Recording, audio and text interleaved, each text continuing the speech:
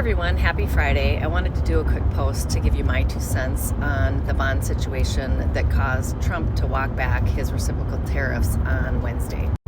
So, Japan and China both have large holdings of U.S. debt, and overnight on Tuesday, Japan essentially called in on that debt and they sold a significant quantity of U.S. treasuries. That situation created two dynamics. The first is that it required cash from the U.S. government to pay Japan for the bonds that they were selling.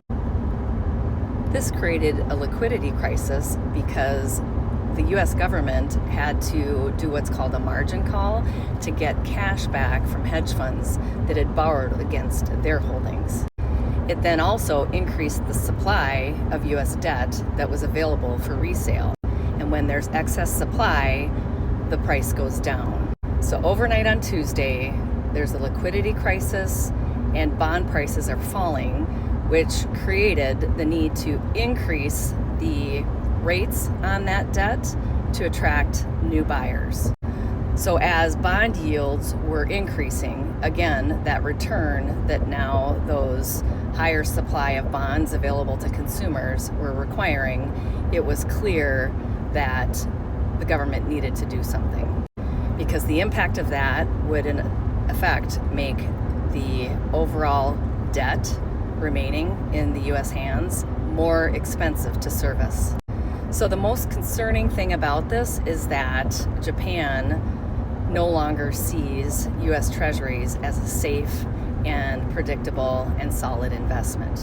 So some have asked, does this raise questions about the safety of U.S. treasuries as a fixed investment that can protect downside risk?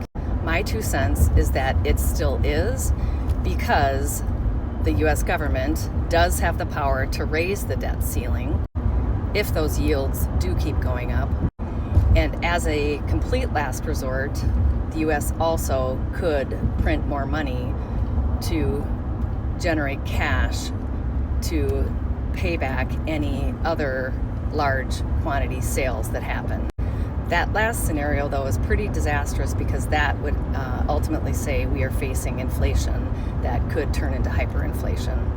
So that's kind of a simplified rundown of what happened.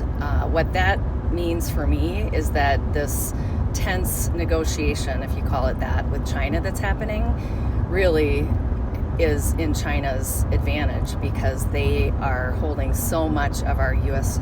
debt that if they decide to sell, that creates the same liquidity crisis and bond yield spike risk that will lead to having to raise the debt ceiling and then potentially monetary policy to print more money, which is risky.